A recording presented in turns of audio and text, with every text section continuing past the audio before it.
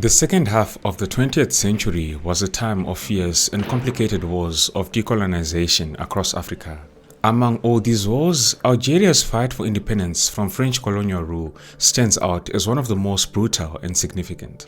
At the time, Algeria was more than just another colony. It was a crown jewel of the French Empire, as vital to France as India had once been to Britain. But unlike most colonies, Algeria had a large European settler population known as the colons, who saw Algeria as their home. For them, Algeria was France. That made the war especially bitter. Years of repression, land theft and inequality had lit a fire that could not be put out. The desire for independence had become unstoppable. Over 8 long years, an estimated 1.5 million Algerians lost their lives. The violence was so intense that it shook France itself, helping to bring down the Fourth Republic and plunging the country into political turmoil. This is the story of the Algerian Revolution, a struggle that shaped not only a nation but also the entire decolonization movement that followed.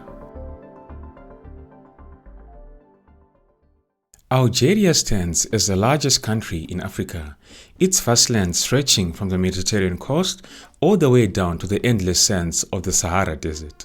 Most of its people are Muslim, their faith woven into the fabric of daily life. The capital city, Algiers, sits like a crown on the coastline, its port bustling with life and trade. Long before colonial powers set their sights on North Africa, Algeria was home to a mosaic of Berber tribes. These communities were known for their fierce independence and their proud warrior traditions. Each tribe spoke its own language, lived by its own customs, and contributed to Algeria's rich and layered identity. In the early 16th century, a new chapter began when the Ottoman Empire extended its influence over Algeria. For more than 300 years, Algeria remained an autonomous province within the Ottoman realm. Under Ottoman rule, Algeria flourished as a maritime power. Its fleet ruled the Mediterranean, and European nations often had to pay taxes to pass through its waters. But in 1830, the tide turned.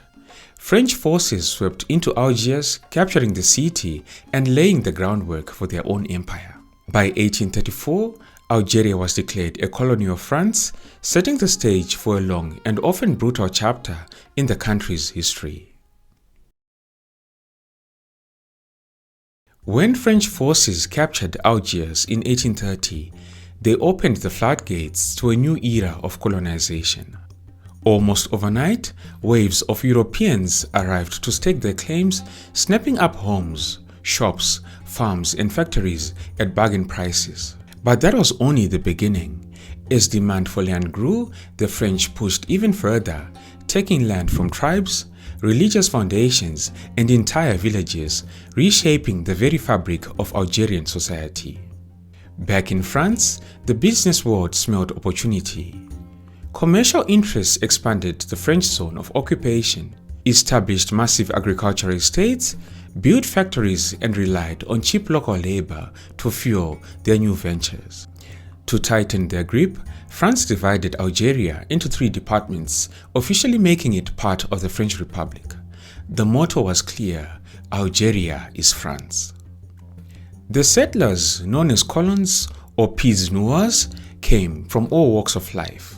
Many of the pieds noirs were poor farmers and workers from southern France, Spain, and Italy. Some were criminals or political exiles hoping for a new start. The French government lured them with promises of cheap land and quick prosperity. When they came to Algeria, these settlers wanted to be governed directly by France rather than by military authorities, and over time, Algeria became an extension of France itself with representation in the French parliament. Meanwhile, for the Algerian natives, real assimilation never came. French rule sought to erase Algeria's identity and replace it with French culture. Mosques were turned into churches, and the historic Arab quarters were bulldozed to make way for European-style streets. The French administration dismantled the Arab and Islamic education systems, replacing them with underfunded French-language schools that trained only a handful of Algerians loyal to the colonial state. For most Algerians, life under French rule was harsh and unforgiving. They were treated as second-class citizens, officially called subjects rather than citizens, unless they agreed to abandon their own culture and faith. Even then, opportunities were scarce. The best land and jobs went to the European settlers who dominated political and economic life. Muslims were largely shut out of politics, with only those who accepted French law allowed to vote in the National Assembly. Poverty was widespread. Many Algerians were illiterate, unemployed, and forced to the margins of society. They were seen as cheap labor for French factories and as cannon fodder in French wars abroad. In Algeria's factories, nearly all the workers were European. The French labor movement, fighting for workers' rights, rarely spoke up for the Muslim majority who often languished in poverty. With few opportunities at home, many Algerians went to France to work as unskilled laborers hoping to earn a living. As you can probably imagine, after more than a century of colonial rule, the Pied Noirs held a tight grip on Algeria's politics, commerce, agriculture, and jobs. The natives of Algeria remained locked out of power, with any attempts at reform quickly crushed. By 1954, Algeria had become a land of deep divisions. Two worlds lived side by side, but rarely touched. In that shadowy space between them, the seeds of rebellion were about to take root. After World War II, a powerful wave of decolonization swept across Asia and Africa. The success of India in breaking free from British rule lit a fire of hope across the colonized world. People everywhere began to believe that freedom was possible, and the international climate started to change. The United Nations was championing the right to self-determination, and the Cold War was stirring up new rivalries and alliances that lent momentum to anti-colonial movements. In France, however, things were in turmoil. Successive governments struggled to stay afloat amid strikes, inflation, and economic hardships. France's war in Indochina had already drained its resources and morale. Despite all of this, however, no government in Paris seemed willing to challenge the powerful Pied Noir settlers in Algeria. These European settlers were fiercely opposed to any talk of reform and held enormous sway over the country's politics. Meanwhile, moderate Algerian nationalists who sought peaceful change were dismissed and ignored. This atmosphere of frustration and dead ends became the perfect breeding ground for more radical solutions. In 1947, a group of determined young nationalists formed the Colonization Special, a movement dedicated to taking up arms against colonial rule. One of its leaders was Ahmed Ben Bella, a 29-year-old former warrant officer in the French army. Ben Bella's journey had begun back in 1937 when he joined the French army and fought in the Second World War. But on May 8, 1945, as France celebrated its victory over Nazi Germany, Ahmed Ben Bella's loyalty was forever broken. Here, in the town of Sétif, Algerians took to the streets to demand an end to colonial rule. What started as a protest quickly spiraled into violence. Over 5 days, more than 100 Europeans were killed, and the French response was ferocious. Official reports put the Algerian death toll at around 1,500, but many believed it was much higher, with some estimates in the tens of thousands. The massacre at Sétif marked a turning point for Ahmed Ben Bella. He refused an officer's commission and threw himself into the anti-colonial struggle. His defiance came at a price, however. His family's farm was seized by the French authorities.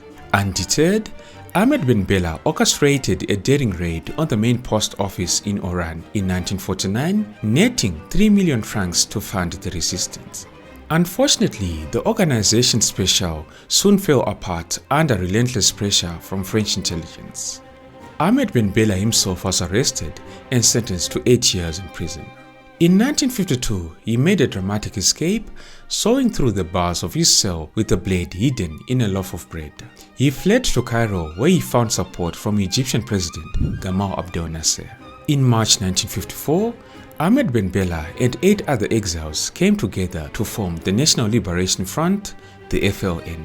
They were determined to ignite a revolution in their home country, Algeria.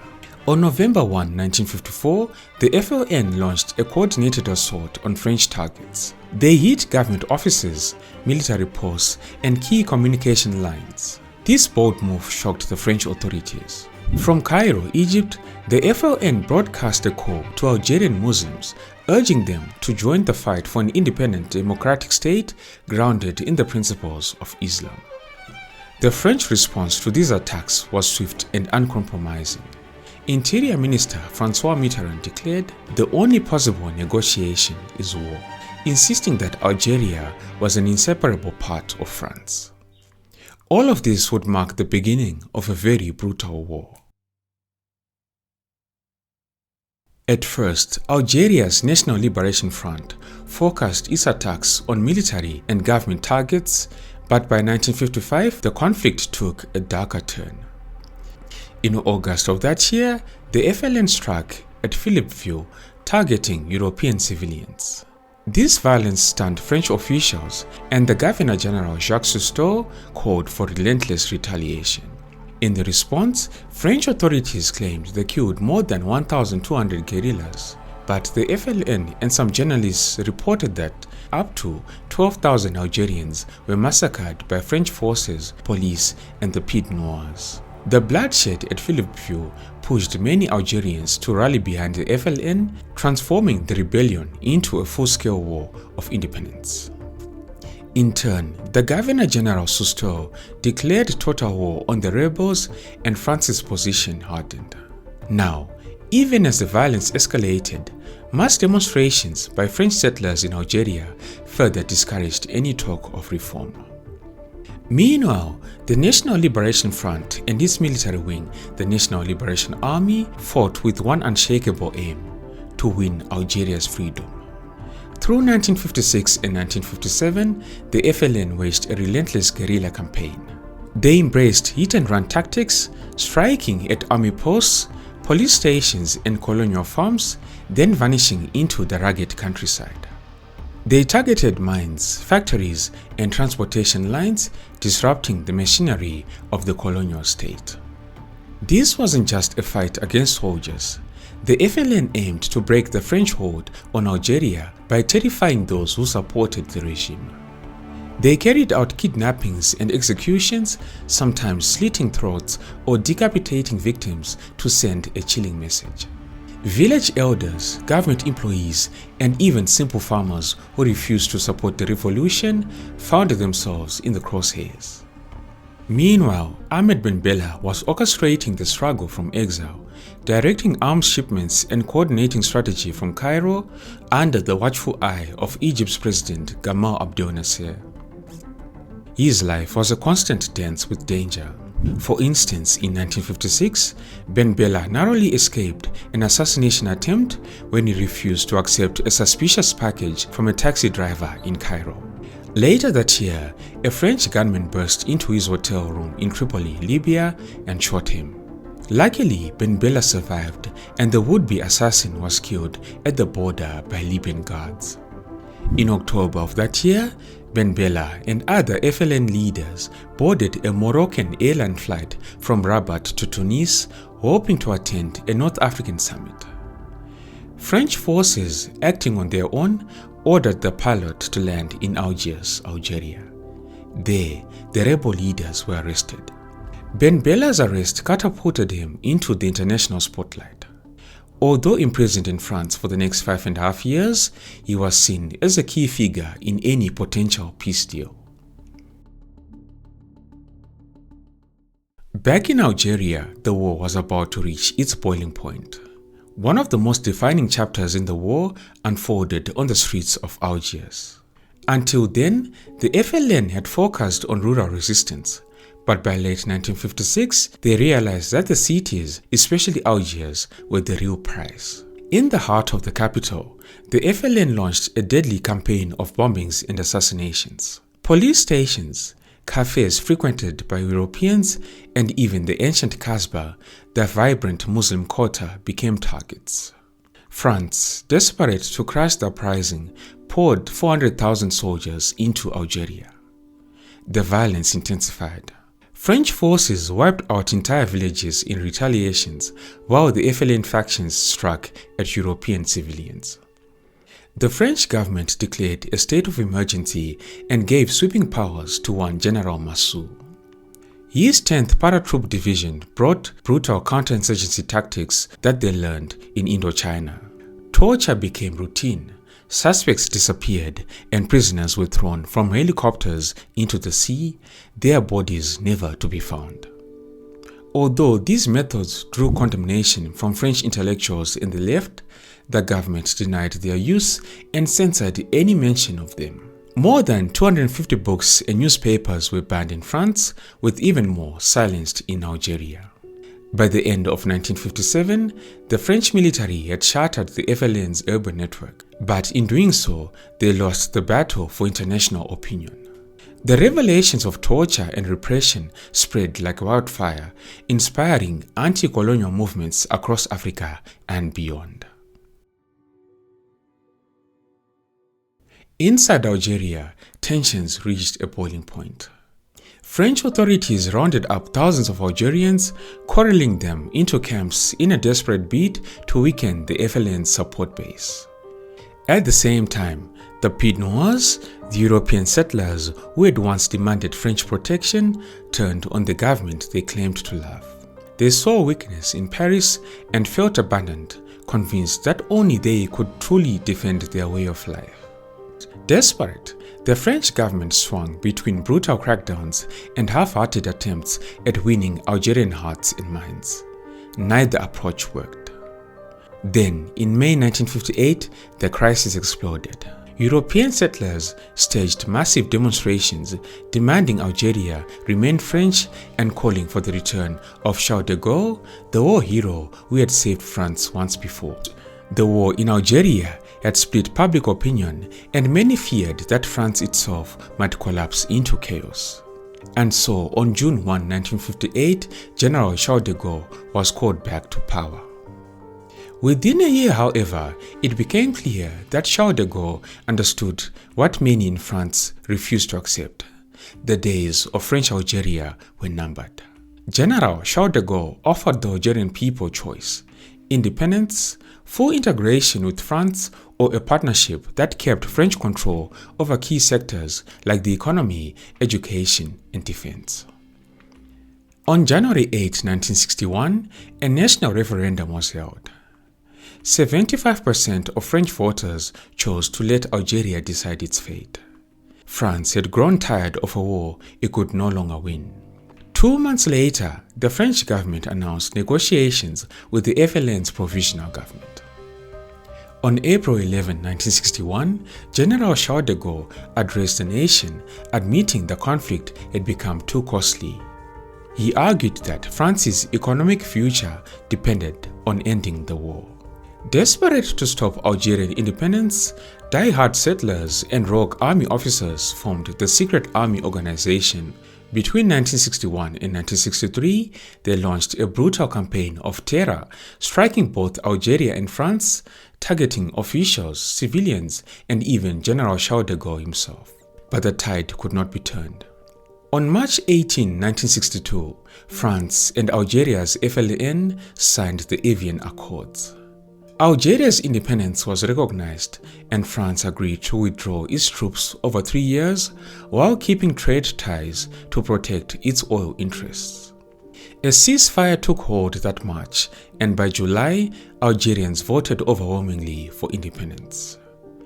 On July 5, 1962, after 132 years of French rule, Algeria was finally free.